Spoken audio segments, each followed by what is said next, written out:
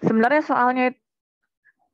soalnya itu ada banyak, beda-beda, cuman tipenya sama. Nah, sekarang kita lihat. Bentar dulu.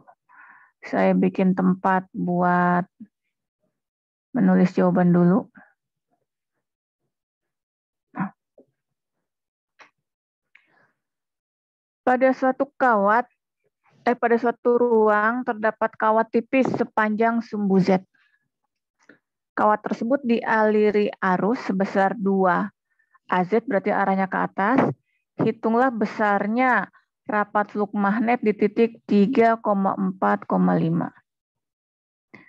Dimana kalau ada soal seperti ini, yang pertama kita pasti pakai hukum Biot-Savart. Dimana kalau kalian ingat hukum Biot-Savart itu ada 2 kasus. Ada kasus pertama. Kasus pertama itu untuk yang kawat lurus.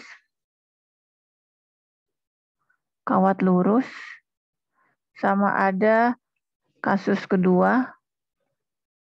Kasus 2 untuk kawat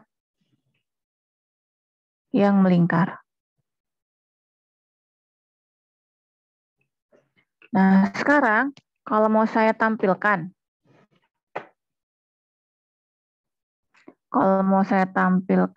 Sebentar.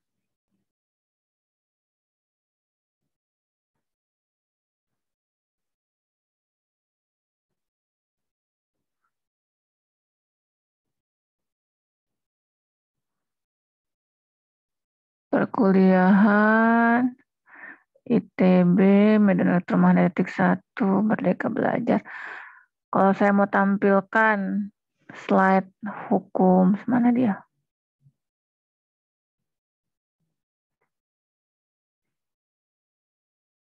Nah,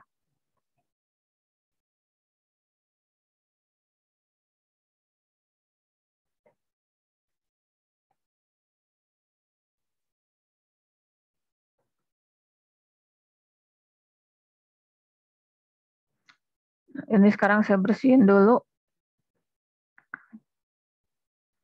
Nah, kalau saya tampilkan, susah amat sih. Wah, ngeheng.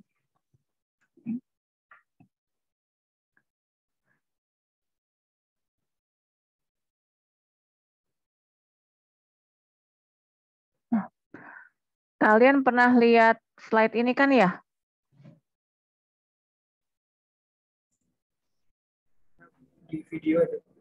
Di video. Di mana di sini dikatakan besarnya medan magnet yang dihasilkan oleh kawat lurus, dia tuh besarnya itu akan menghasilkan medan magnet yang sesuai dengan aturan tangan kanan, yang besarnya adalah mu0 kali I dibagi 2 Viro dengan arahnya berputar. Jadi sekarang kalau kita balik ke soal tadi, yang tadi,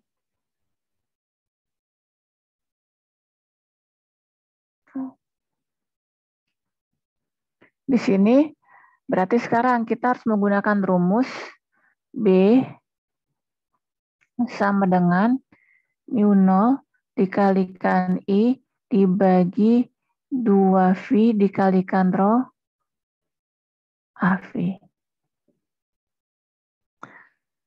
Nah, sekarang kita lihat, kalau misalnya kita gambarkan, kalau di sini mau saya gambarkan, kalau ini adalah sumbu Y, sumbu Z, ini sumbu X, Y, Z.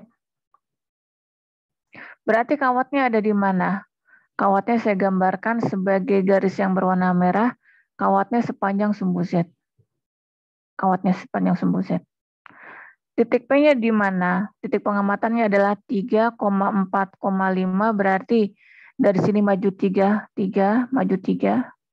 Terus habis itu dia ke pinggir 4, 1, 2, 3, 4. Terus dia ke atas 5, 1, 2, 3, 4, 5. Ini titik P-nya. Nah, sekarang agak susah kita untuk membayangkan gambar ini. Jadi, saya gambarkan dalam bentuk 2 dimensi. Nah, maksudnya gimana? Maksudnya gini. Berarti saya gambarkan kalau ini sumbu X, ini sumbu Y, berarti sumbu Z adalah ke arah kita, keluar dari slide. Nah, si kawatnya di mana si kawatnya? Kawatnya berarti kalau kalau kamu lihat, kawatnya ada di kayak titik ini doang kawatnya. Ini kawatnya nih. Kan kalau kita lihat dari atas kayak titik doang gitu ya. Nah, terus habis itu, si titik P-nya di mana?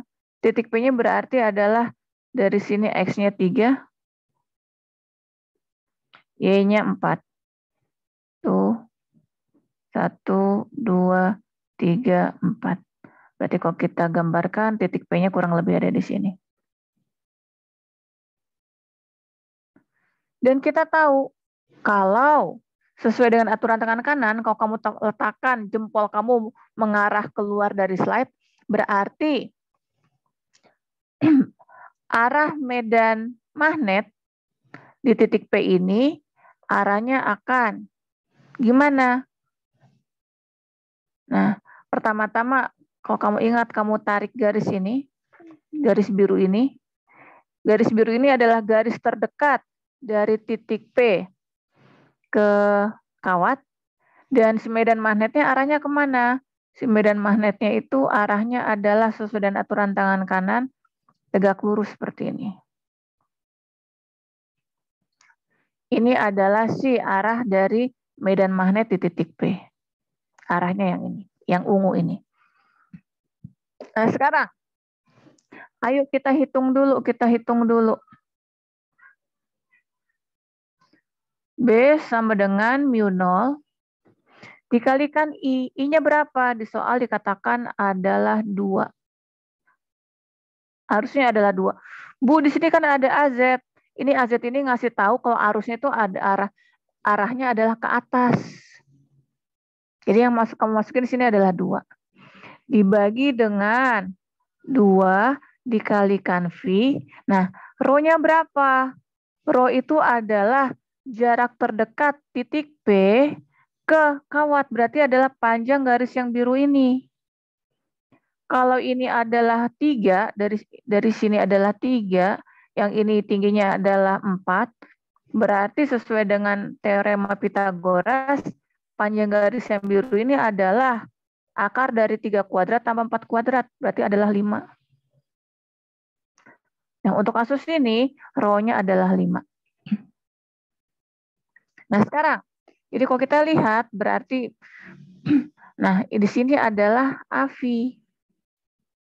Nah, AVI itu adalah berputar seperti ini. Tapi kalau kita lihat lagi, di pilihan tidak ada AVI, adanya AX sama AY. Artinya apa? Si AVI ini harus kamu nyatakan dengan AX dan AY. Nah, sekarang kita hitung dulu deh si magnitude ini. Berarti B sama dengan, ini coret, berarti adalah mu 0. Mu 0 dikalikan dengan 1 dibagi 5 kali V.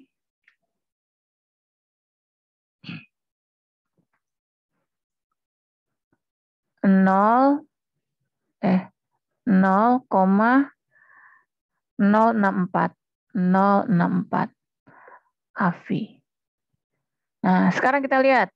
Oh, berarti kemungkinan kalau nggak C atau D. Tapi kita pilih yang mana? AV-nya kita ganti jadi apa? Kita lihat.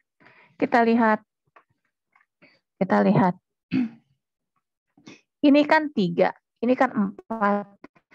Kalau misalnya saya bilang ini sudutnya adalah kalau ini saya bilang sudut ini adalah sudut alfa, berarti kalau saya bikin ada garis di sini,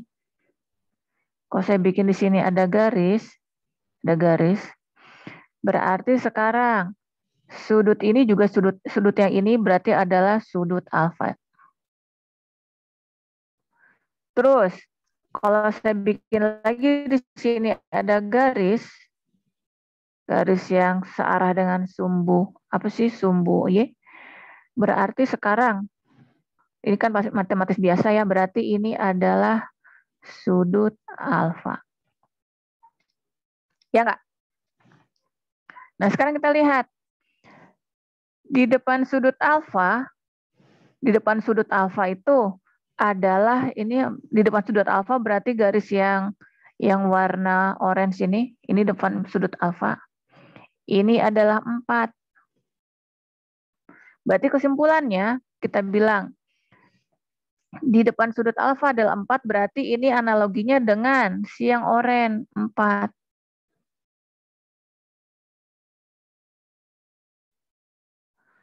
Terus di samping sudut alfa atau enggak yang saya tuliskan dengan yang pink ini, dia adalah 3. Berarti di samping sudut alfa itu yang mana? Berarti di sini adalah yang ini adalah 3. Berarti vektor yang ungu itu adalah vektor AVI.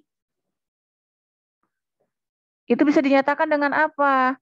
Dinyatakan dengan yang pink. Yang pink itu berarti adalah 3. Arahnya kemana? Searah sumbu Y, 3AY. Ditambah yang oranye. Ditambah yang oranye itu yang mana? Besarnya berapa? 4. Arahnya kemana?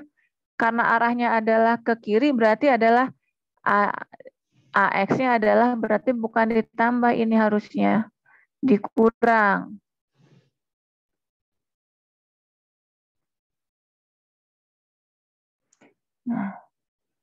Nah, masalahnya, ini kan adalah yang ungu ini adalah vektor satuan.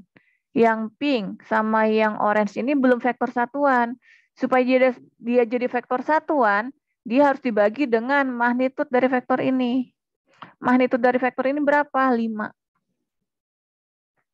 Berarti sekarang si AV-nya diganti dengan 0,6 AY dikurangi 0,8 AX. Berarti yang ini yang jawaban yang benar.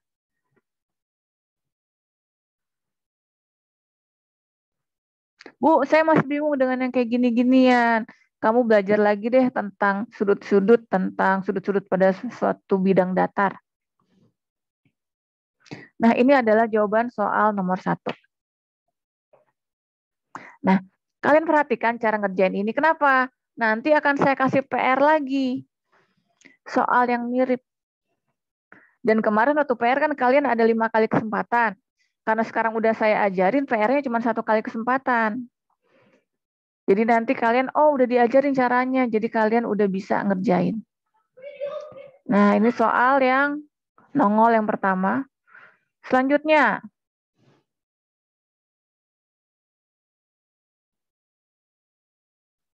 Sebentar, kita ke soal berikutnya. Ini rada-rada loading.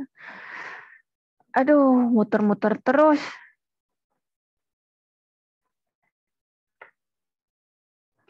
Kenapa ya?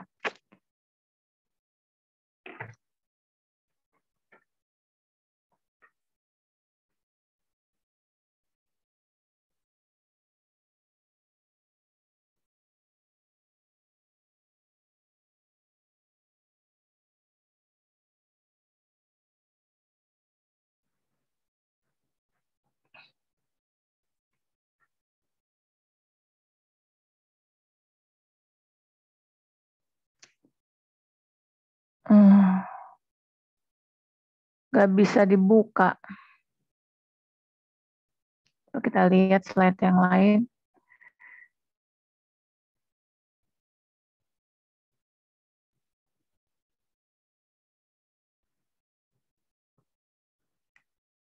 Malah nggak bisa ya? Ya udah nggak apa-apa, kok nggak bisa.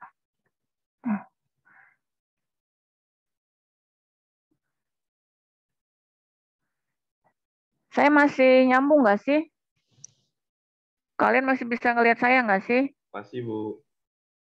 Oke. Ya udah, kita lihat aja ke dokumen tentang bank soal saya. Nah, ini ada soal yang seperti ini tipenya. Pada suatu ruang terdapat dua buah muatan, muatan 1 dan muatan 2. Ditanyakan, berapa besarnya intensitas medan listrik di titik 4,5,0? Ini jawabannya udah ada. Nah, terus habis itu kita lihat. Untuk mendapatkan jawaban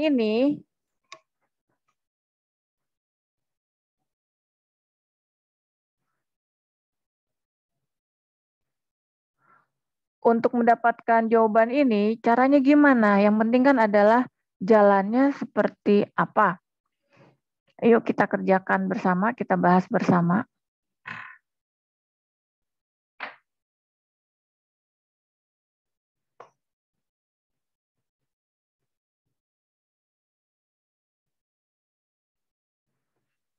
Nah, sekarang kita lihat.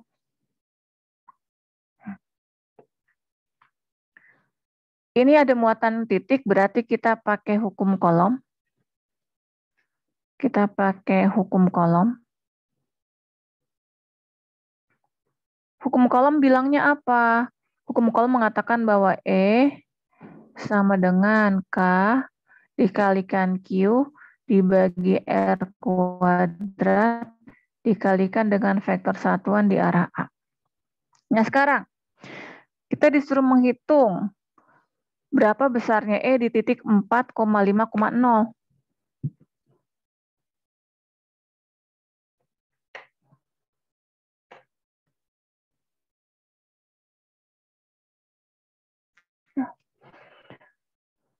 Ya dulu biar kosong. Nah, kita disuruh menghitung harga E di titik 4,5,0. Nah, yang harus kita lakukan adalah apa? Pertama-tama, kita harus tahu K-nya sama dengan berapa, Kak? K sama dengan 9 kali 10 pangkat 9.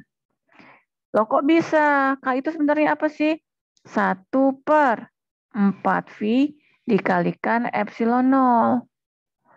Sama dengan 1/4V. Nah, epsilon 0 berapa? 1/36V kali 10 pangkat min 9. Coret jadi 9 berarti sama dengan 9 kali 10 pangkat 9. Nah, ini adalah K. Terus data yang kedua, Q. Q-nya sama dengan berapa? Sama dengan 10 nanokolom atau 20 nanokolom? Q-nya adalah 20 nanokolom. Kenapa bukan yang 10? Karena yang 10 ini merupakan terletak di titik pengamatan. Titik pengamatan ini kan adalah 4,5,0. Berarti sebenarnya ini adalah titik P, titik pengamatan. Berarti Q di titik pengamatan nggak kita hitung. Yang kita hitung adalah Q yang ada di sekitar titik pengamatan. Di mana 20 nanokolom itu adalah 20 kali 10 pangkat min 9. Nah, R itu, sekarang kita lihat. Ada vektor R.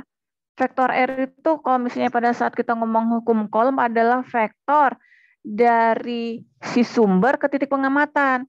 Sumbernya berarti adalah Q2, titik pengamatan adalah ini, berarti vektor R-nya adalah 450 dikurangi 311. Berarti adalah vektor R-nya adalah 1AX dikurangi 4AY, ditambah 4AY dikurangi 1AX. Nah, sekarang kita lihat. Si A itu adalah vektor satuan dari vektor R. Berarti adalah dibagi dengan magnitud vektor R. Berarti adalah apa? 1AX tambah 4AY kurangi 1AX dibagi dengan magnitud ini berapa? akar dari 1 kuadrat tambah 16 tambah 1. Ini magnitudo vektor A. Dan si R-nya sendiri, R yang ini, adalah apa? Adalah magnitudo vektor R. Jadi kalau ini dikuadratkan, jadi sama dengan besarnya adalah 18. Nah, masukkan data-data ini ke persamaan yang E. Sehingga akhirnya kita punya bahwa E sama dengan 9 kali 10 pangkat 9 dikalikan Q-nya adalah 20 kali 10 pangkat min 9. Terus habis itu dibagi dengan R kuadratnya adalah 18 dikali dengan 1AX tambah 4AY kurang 1, ini bukan 1AX ya, 1AZ, sorry. Kurang 1AZ. Dibagi dengan akar 18. Dimana nanti kalau kamu hitung, ini kan berarti saling coret ya. Kalau misalnya kamu hitung. Jadi ini adalah, ini kan ini 9, 20, 18, ini kamu ini jadi 1, ini jadi 2. Terus habis itu ini coret, ini jadi 10. Jadi nanti kamu hitung, kamu akan dapat sama dengan, berarti E sama dengan 10 per akar 18 dikalikan 1AX tambah 4AY kurang 1AZ. Dan 10 dibagi akar 18 itu adalah sekian. Jadi jawabannya nanti adalah yang ini.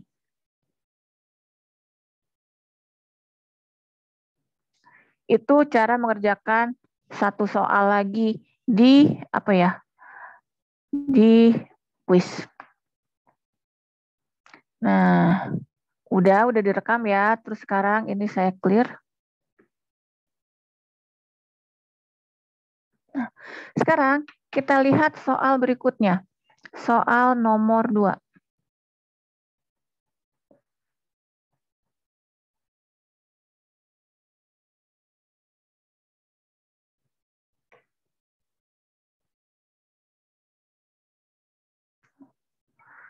Oke, kita lihat soal nomor 2. Ini saya tutup lagi. Nah, kalau kita lihat, soal nomor 2 mirip ya dengan soal yang tadi. Jadi kalau kalian lihat, ternyata kok ada soal yang mirip-mirip ya. Nah, sekarang coba kita perhatikan.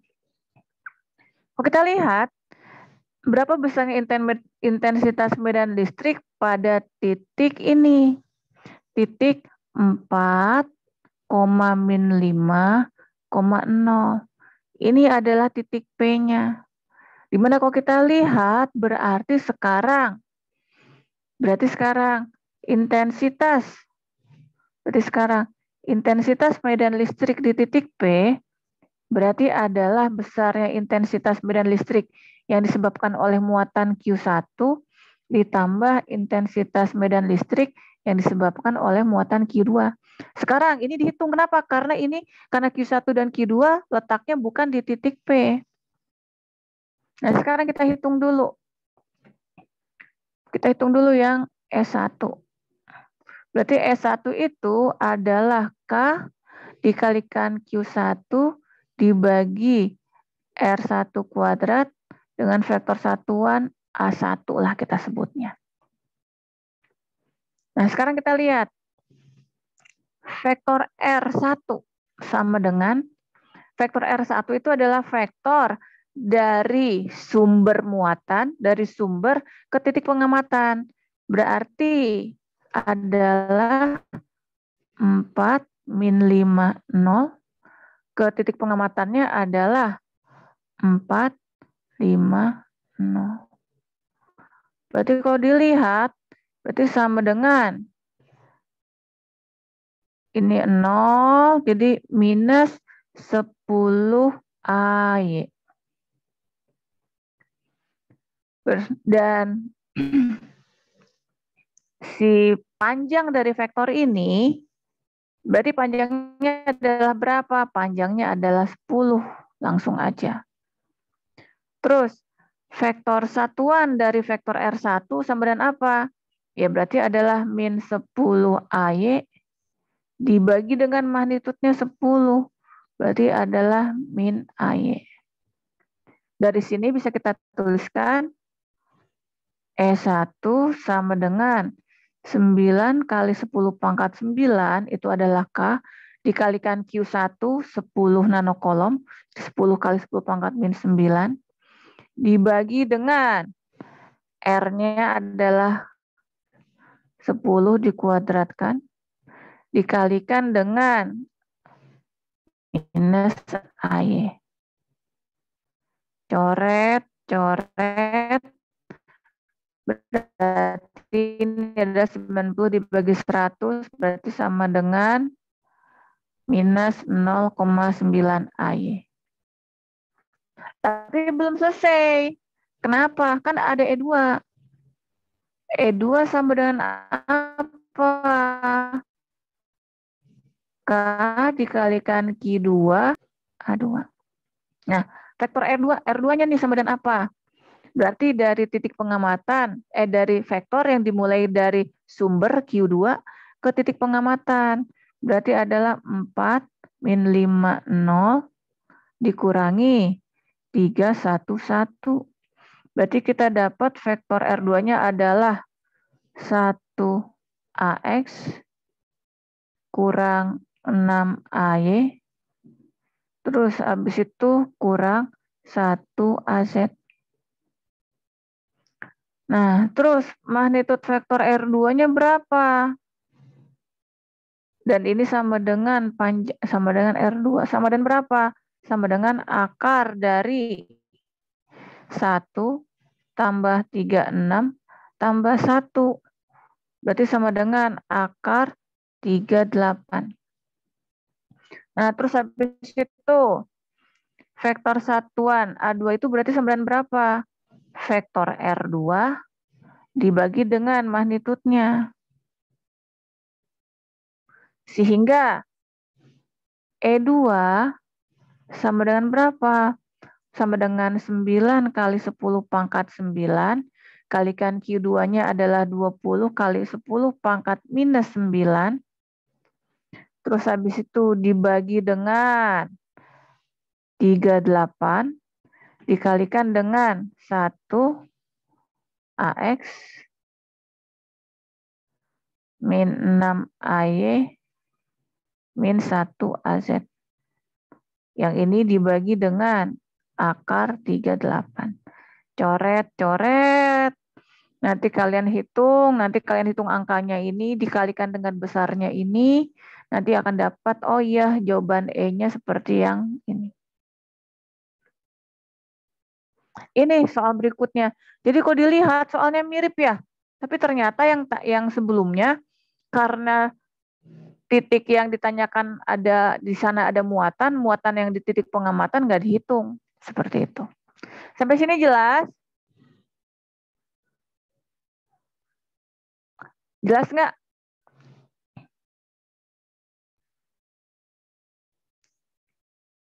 Kalau misalnya Bu bingung nggak apa-apa, kan ada rekamannya. Nanti kalian tonton lagi, habis itu nanti kalian kerjakan PR-nya berdasarkan rekaman ini. Oke, berikutnya kita akan melihat soal berikutnya. Soal nomor 3.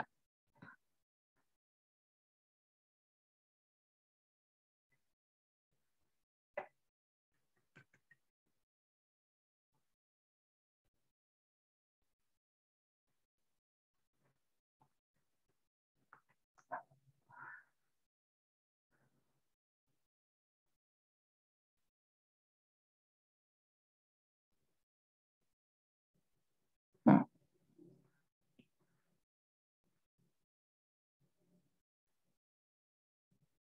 sekarang kita lihat.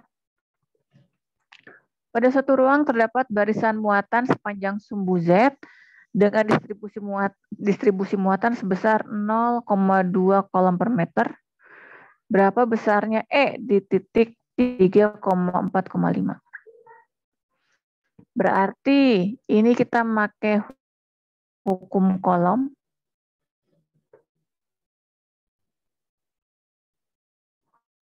Di mana hukum kolomnya adalah hukum kolom untuk kasus pertama.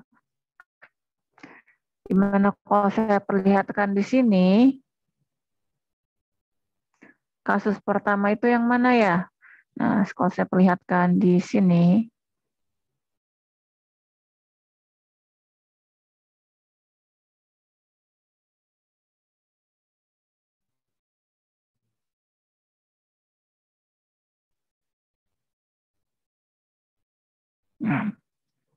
kalian pernah lihat rumus ini kan ya? Untuk kasus yang pertama. E sama dengan rho L dibagi 2V epsilon 0 dikalikan rho dengan arah rho. Pernah kan ya lihat rumus ini kan? Pernah nggak? Kok kalian kayaknya pada diam? Yang pasti ini ada di video. Dimana kalau misalnya kamu ingat-ingat lagi, ini itu videonya membahas untuk yang ada muatan berbaris panjang sumbu Z dan kita ingin menentukan berapa besarnya intensitas medan listrik di titik P. Sudah pernah kita turunkan dan juga ada videonya. Dan rumusnya kita dapatkan besarnya adalah seperti ini, 0 rho. Nah, sekarang kita akan menggunakan rumus ini.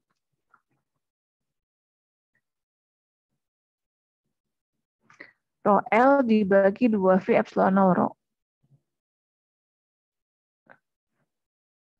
Saya tuliskan dulu.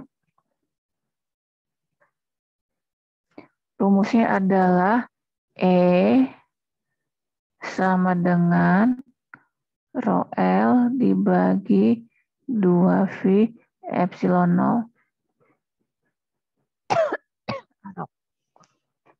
Nah, sekarang kita lihat.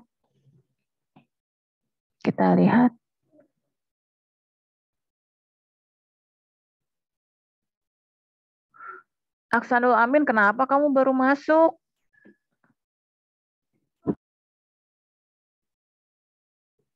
Halo? Aksanul Amin, kenapa kamu baru masuk? Enggak, Bu. Udah masuk dari tadi. Tadi ini keluar device-nya gara-gara jaringan. Oh, gitu.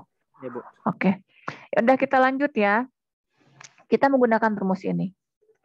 Dan sekarang, rho L-nya kita udah punya, ini adalah rho L itu kan distribusi muatan, ini adalah rho L. Pertanyaannya sekarang, rho-nya berapa? Nah, kita harus ingat pada saat waktu itu pernah kita jelaskan, rho ini adalah rho sama dengan jarak terdekat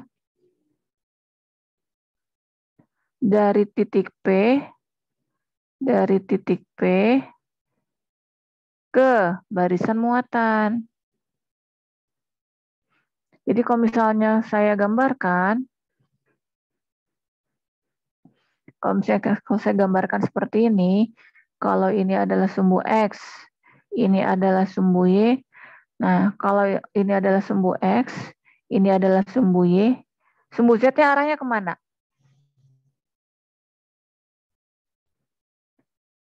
Kalau misalnya kan X, Y, sumbu Z-nya arahnya kemana?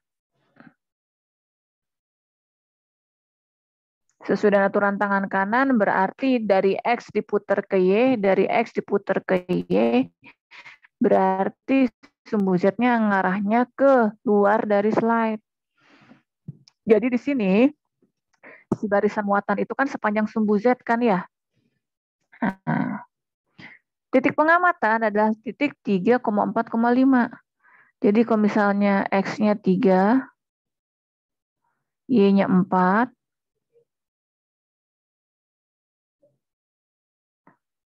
berarti titik pengamatannya itu ada di sekitar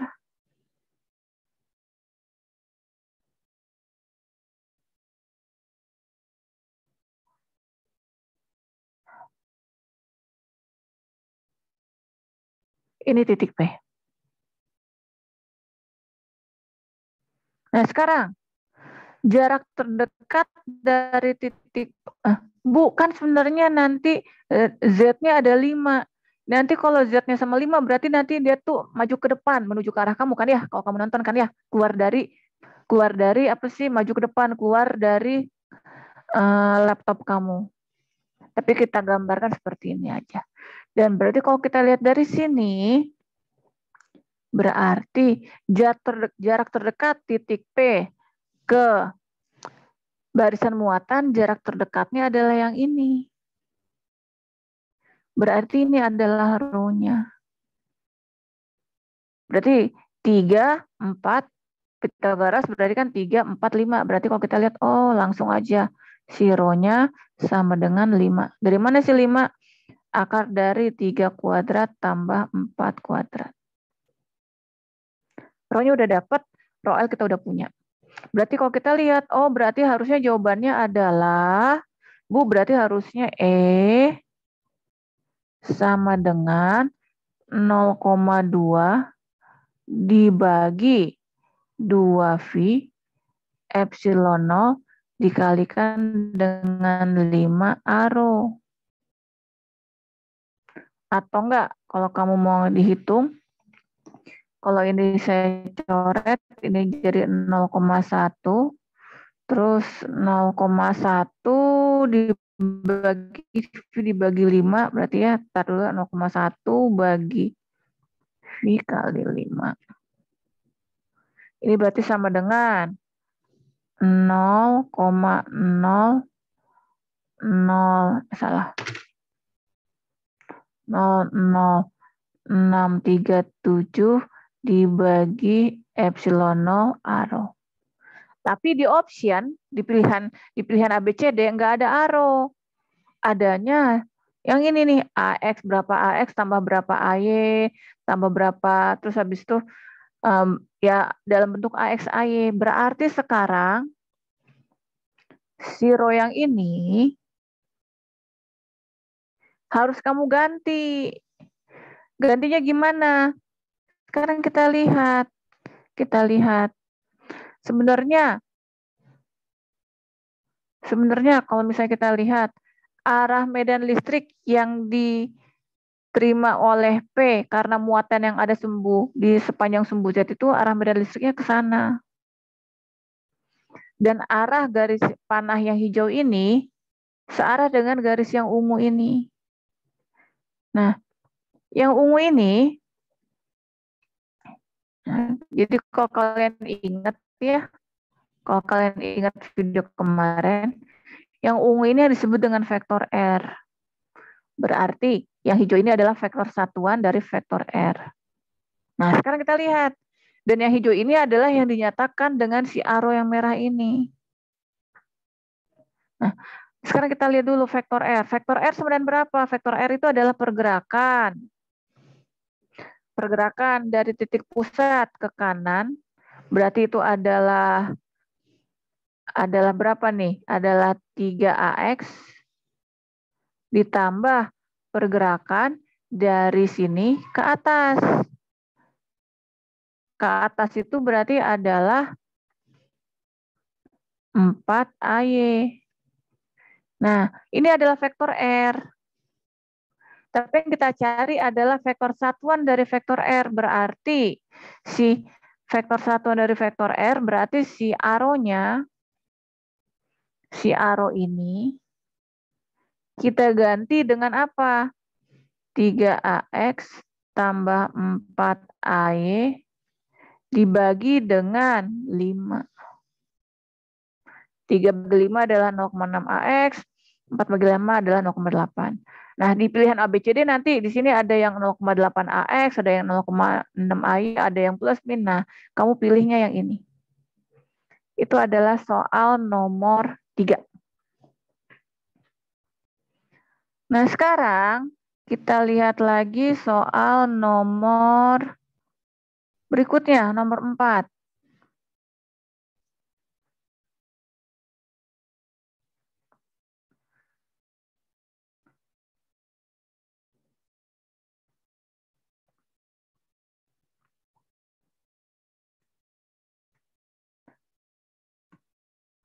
Nah, kalau kamu perhatikan, soal nomor 3 sama soal nomor 4 itu mirip kan ya? Ada, cuman bedanya dikatakan ada barisan muatan. Muatan tersebut terletak bukan di sumbu Z, tapi di perpotongan bidang X sama dengan 0 dan bidang Y sama dengan 2. Nah, itu gimana itu? Jadi maksudnya gini, kalau misalnya kita gambarkan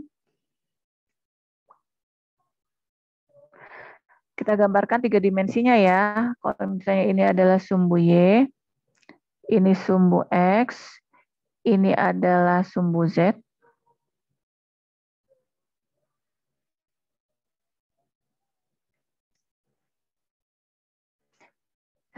Sebentar, ini adalah sumbu X, sumbu Y, sumbu Z. Nah, sekarang bidang X sama dengan 0 adalah bidang yang mana? Kalau saya mau nggambarin bidang X sama dengan 0 dengan bidang merah, berarti bidang X sama dengan 0 adalah bidang yang di sini nih. Jadi bidang yang ini. Bidang Y sama dengan 2 adalah bidang yang mana? Kalau saya gambarin bidang Y sama dengan 2 adalah bidang yang warna hijau, berarti bidang Y sama dengan 2 adalah bidangnya seperti ini nih. Nah, garis ini Y-nya sama dengan 2. Terus garis ini sama dengan 2. Nah, jadi kalau kamu lihat, Ibu ini gambar apa sih? Nah, jadi kalau kamu lihat ternyata perpotongan antara bidang merah sama bidang hijau itu adalah garis yang ini nih. Garis ini.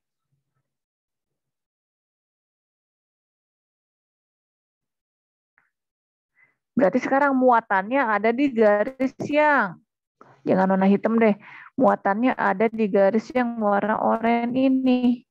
Karena garis yang oranye ini adalah perpotongan antara bidang yang, jadi gini bayangin ya, kalau misalnya ini tangan saya, ini adalah bidang X sama dengan 0, ini bidang Y sama dengan 2. Jadi perpotongannya adalah garis yang searah, yang sejajar dengan sumbu Z, garis yang oranye ini. Nah, kalau misalnya Bu bingung, ya udah kita gambarin, kalau kita gambarin dua dimensinya, ini sumbu Y, kalau ini adalah sumbu Y. Bidang X sama dengan 0 adalah di sini, berarti perpotongan antara bidang merah dan bidang hijau adalah, nah, berarti kalau, nah, di sini nih, muatannya berbaris di sini. Ini adalah barisan muatan. Jadi kalau dilihat itu adalah panjang. Dari situ keluar dari kertas. Jadi dia tuh panjang. Nah, di sini adalah barisan muatan. Jadi yang garis yang oranye ini, kok kelihatan di sini adalah titik ini, barisan muatan. Terus coba kita, nah yang oranye ini saya hapus saja. Nah, gitu ya. Ini adalah barisan muatan. Dan kalian disuruh menghitung besar intensitas medan listrik pada titik 1,2,5. Berarti kita lihat titik P-nya adalah X-nya 1, Y-nya 2, naik ke atas 2, Z-nya 5, berarti keluar dari slide 5, keluar ke arah kalian 5 langkah, tapi kan kalau kita lihat dari atas kan di sini-sini aja titik P-nya.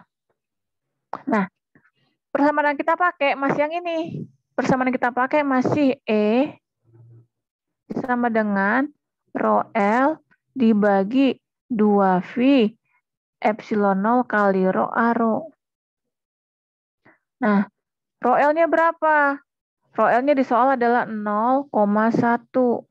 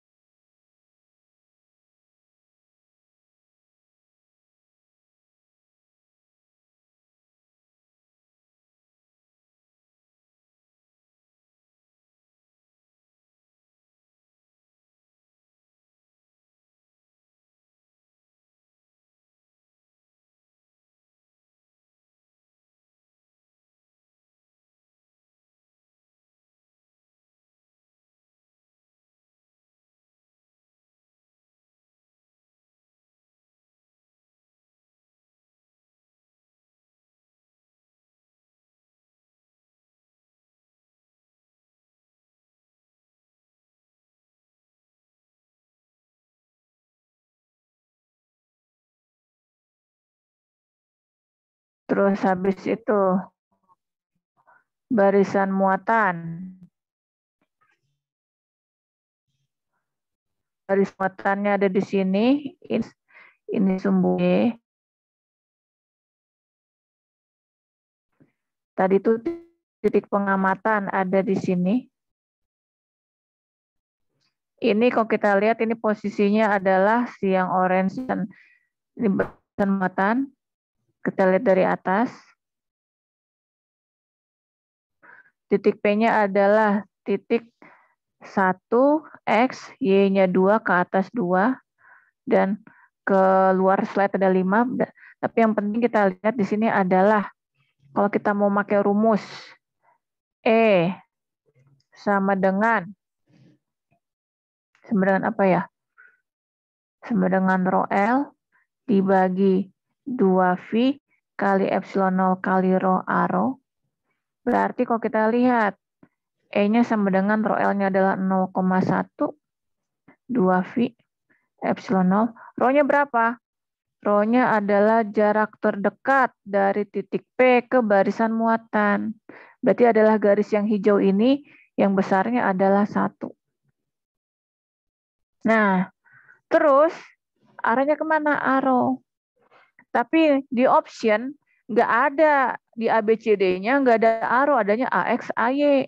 Nah, kita lihat medan listrik yang diberikan oleh barisan muatan ke titik P, arahnya kemana?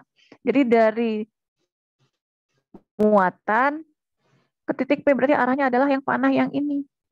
Panah ini kalau kita lihat searah dengan sumbu apa ternyata? Searah dengan sumbu X, berarti si arrow ini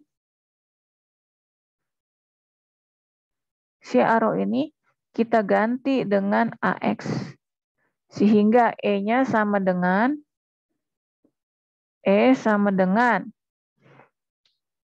0,1 per 2V epsilon 0 AX. Di mana 0,1 dibagi 2V itu adalah 0,016. Soal nomor 4. Jadi kalau kita lihat rumusnya sama, tapi pada saat barisan muatannya bukan di sumbu Z tapi bergeser, hati-hati dalam menentukan rho-nya. Nah, sekarang kita lihat soal berikutnya.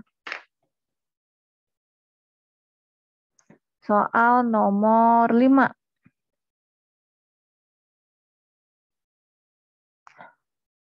Nah, ini sekarang soal nomor 5 beda nih. Bedanya apa? Pada suatu ruang terdapat barisan muatan sepanjang sumbu X. Kalau yang tadi kan sepanjang sumbu Z, ini sepanjang sumbu X. Dengan distribusi muatan sebesar 0,25, 0,2. Berapa besarnya E di titik 3,4,5? Soalnya mirip dengan soal nomor 3. Cuman bedanya, tadi nomor 3 ini adalah sumbu Z, sekarang ini adalah sumbu X. Nah, rumus yang kita pakai tetap apa? Tetap E sama dengan rho L dibagi 2V dikalikan epsilon 0 dikalikan rho dengan A rho. Ini rumus dasarnya nih yang udah kita punya. Nah, sekarang yang harus kita cari adalah si rho ini berapa, si arah ini kemana. Nah, sekarang saya gambarin lagi nih. Berarti kalau saya gambarin 3 dimensinya, ini sumbu Y, ini sumbu X, ini sumbu Z, X, Y, Z, berarti si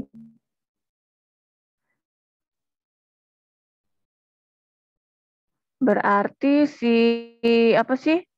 Si barisan muatan ada sepanjang sumbu X, berarti saya gambarin ini barisan muatan. Sepanjang sumbu Z.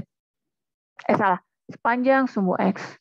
Titik pengamatan adalah titik 3,4,5. Nih, titik P-nya yang mana? X-nya 3, maju ke depan 3, terus ke samping ke arah sumbu Y 4, 1, 2, 3, 4, Terus ke atas 5. 1, 2, 3, 4, 5. Ini titik P-nya. Nah, kalau misalnya kita susah ngebayangin, saya gambarin nih yang 3 dimensinya, yang 2 dimensinya. Berarti saya gambarin ini itu, kalau misalnya kita lihat dari depan gitu ya. Kalau kita lihat dari depan, ini adalah sumbu Y, ini adalah sumbu Z. Ini sumbu Y, ini sumbu Z. Sumbu X-nya kemana? Sumbu X-nya ke depan, keluar dari slide. Nah, terus habis itu, si barisan muatannya di mana di sini? Ini barisan muatannya.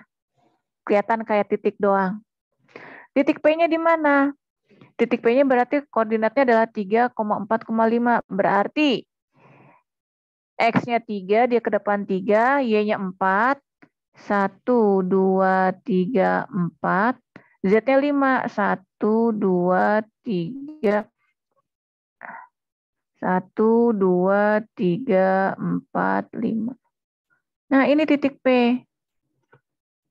Nah, sekarang kita ingin mencari berapa besarnya rho. Rho itu adalah apa? Jarak terdekat dari barisan muatan ke titik pengamatan. Berarti, kalau saya gambarkan, ini adalah, kalau saya bilang ini adalah vektor R, berarti vektor rho itu sama dengan akar dari 4 kuadrat tambah ke atas 5 kuadrat. Ini rho-nya. Nah, sekarang rho-nya kita ganti dengan yang hijau ini. Terus sekarang habis itu, terus si arrow-nya kemana? Karena di ABCD juga bentuknya dalam bentuk Y sama Z, AY sama AZ, nggak ada arrow-nya. Ya kita lihat. Di titik P, arah medan listriknya adalah searah dengan sumbu R, searah dan vektor R. Ini adalah si arrow-nya. Atau di mana si arrow ini atau nggak sering saya tuliskan dengan vektor satuan dari vektor R. Nah, vektor satuan dari vektor R berarti adalah berapa? Berarti adalah vektor R dibagi dengan magnitud vektor R. Nah, vektor R sendiri sama dengan berapa? Vektor R-nya sendiri berarti adalah, kalau kita lihat, vektor R-nya sendiri berarti ada dari sini bergerak ke kanan, berarti adalah 4AY, kan searah sumbunya, terus bergerak ke atas 5, ditambah 5AZ. Ini adalah vektor R-nya. Berarti vektor satuan dari vektor R alias si AR, alias si arrow-nya itu adalah apa? Adalah 4AY ditambah 5AZ dibagi dengan akar 25 tambah 16. Berapa sih 25 tambah 16? Akar 41. Nah, udah ini tinggal kita masukin. Berarti E sama dengan rho L-nya adalah 0,2 dibagi 2V kali epsilon 0 dikalikan rho-nya adalah akar 41 dikalikan dengan 4AY ditambah, bentar dulu, jangan di situ nulisnya.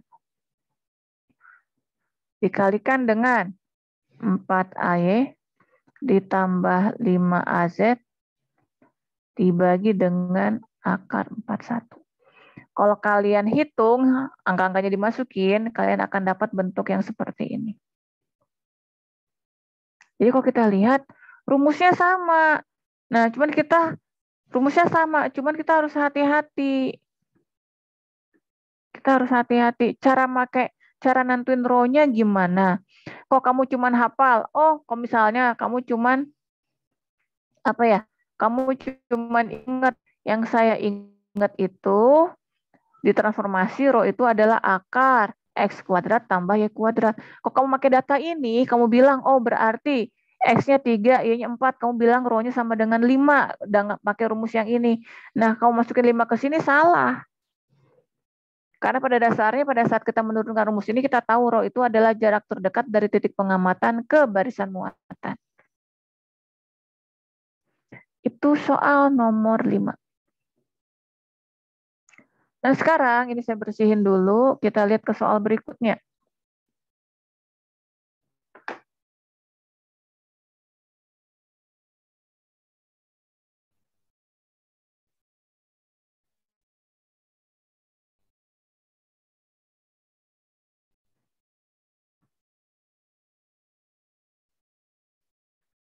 Nah, soal nomor 6, dia itu masih membahas tentang hukum Coulomb. Di mana di soal nomor 6 itu, si muatan itu berbentuk cincin. Berarti kalau kalian ingat, yang kita bahas itu adalah nih, kalian pernah lihat slide ini kan ya? Kalau misalnya ternyata salah, bukan slide yang ini, Ketang. Nah, kan misalkan ada muatan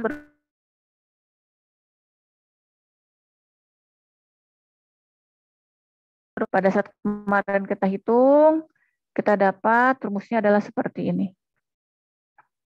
Rho L kali AZ kali ini. Nah, jadi sekarang kalau kita lihat ke soal tadi, nah ini rumusnya tinggal kita pakai. Nah, gimana cara makainya? Tinggal pakai rumus sih, tinggal pakai rumus. Tapi cara makainya gimana? Jadi kalau kita lihat, kita butuh data A. A sama dengan berapa? A sama dengan jari-jari cincin. Jari-jarinya berarti adalah 2. Nih, cincin tipis dengan radius 2 meter, A-nya 2. Nah, terus habis itu Z. Z sama dengan berapa? Nah, kalau kamu ingat, Z itu adalah, kalau saya balik lagi ke sini, sebentar. Kalau saya balik lagi ke sini, kalau kita lihat, Z itu adalah jarak tinggi dari titik P ke sini. Ini itu adalah titik pusat si apa ya? Titik pusat si cincin ini. Jarak dari titik pusat cincin ke titik P. Itu si Z-nya kalau kamu lihat dari penurunan ini. Nah, sekarang kita lihat lagi. Nah, terus berarti gimana? Entar dulu. Sebentar. Bikin lagi nih rumusnya biar nanti nggak bolak-balik.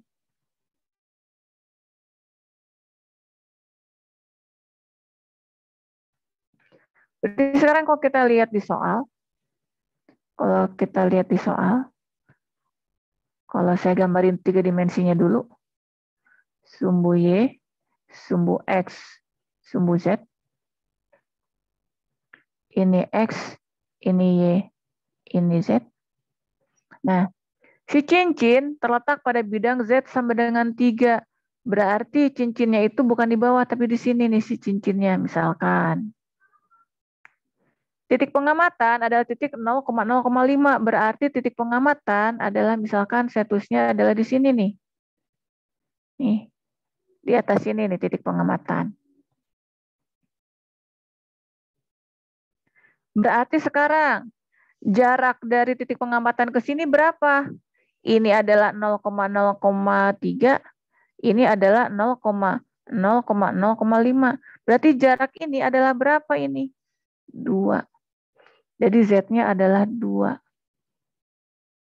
Sehingga kita dapat, kalau kita masukkan ke rumus, oke, E sama dengan rho L-nya adalah di soal diketahui rho L-nya adalah 0,2 dikalikan A-nya adalah 2 dikalikan Z-nya adalah 2 lagi 2 dikalikan epsilon 0 dikalikan 2 kuadrat tambah 2 kuadrat pangkat 1,5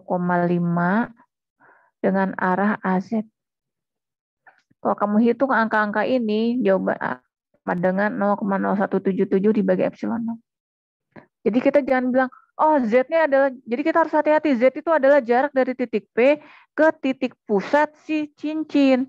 Jadi kalau misalnya kamu cuma ngapalin rumus ini, oh ada Z-nya, kamu masukin Z-nya adalah 5. Salah. Sampai sini jelas? Nah, itu cara nomor 6. Jadi kalau kita lihat, kayaknya gampang deh, cepet gitu ya ngerjainnya. Nah, sekarang ini soal terakhir nih, soal nomor 7 nih. Soal terakhir soalnya sudah jam 9, bentar lagi jam 9.30 ya. Jadi nanti soal lainnya kalian pelajari sendiri.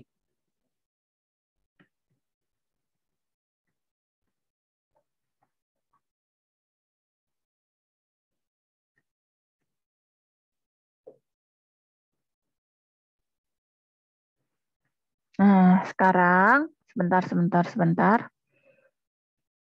Kalian sebentar. Ini soal nomor 7.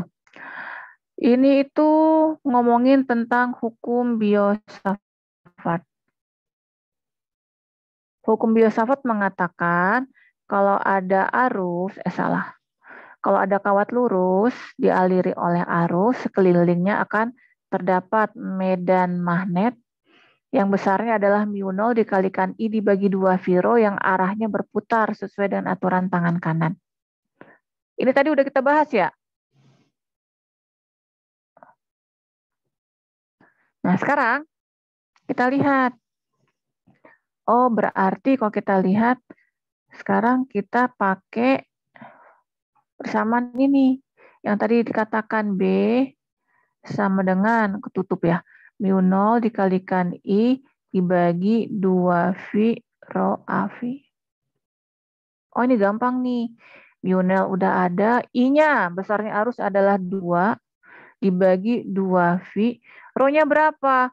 Rho-nya itu adalah jarak terdekat dari titik pengamatan ke si kawat. Jadi kalau saya gambarin 2 dimensinya, jadi emang supaya kita mudah harus kita, kita emang harus selalu menggambar.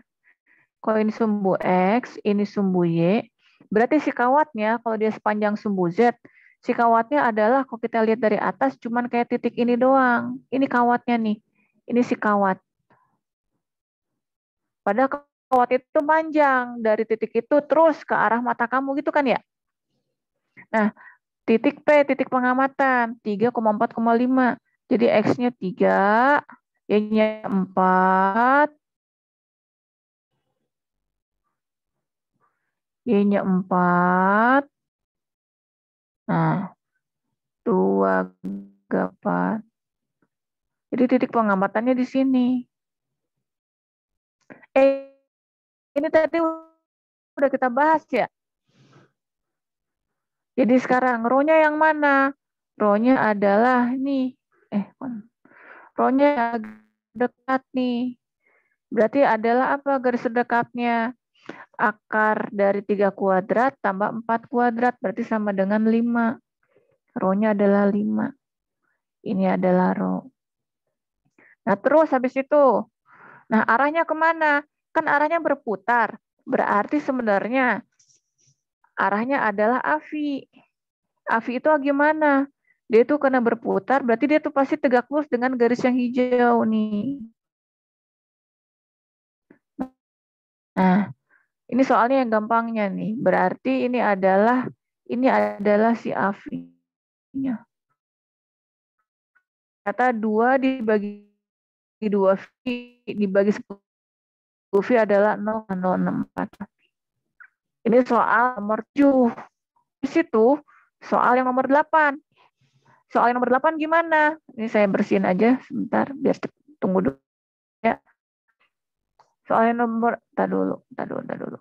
Nah, soal nomor 8 yang mana? Yang tadi yang sempat saya terangin tuh waktu kita masih Waktu kita masih ngelihat soal yang di selo. Nah, ini soal nomor 8. Sama, cuman di sini AVI yang ada dinyatakan dengan AXAY. Nah, itu yang tadi saya bahas. Berarti ini kamu lihat berapa sudut-sudutnya. Jadi nanti kamu bisa mengatakan, oh AF ini adalah berapa bagian adalah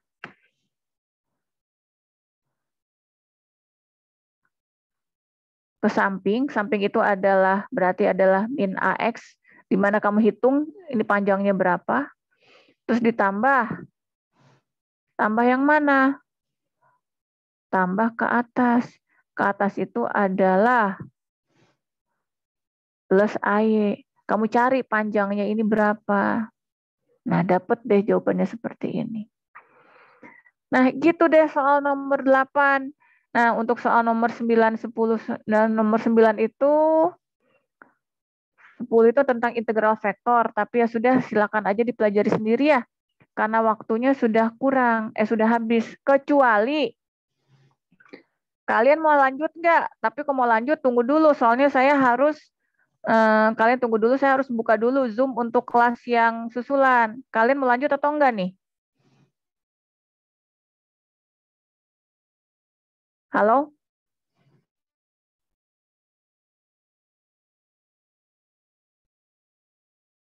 Sepertinya kalian udah nggak pada semangat. Ya udah deh, kalau udah nggak pada semangat nggak apa-apa deh. Ya udah, nanti untuk soal berikutnya kalian belajar sendiri aja ya. Udah jam 9.30. Terima kasih atas perhatiannya. Assalamualaikum warahmatullahi wabarakatuh.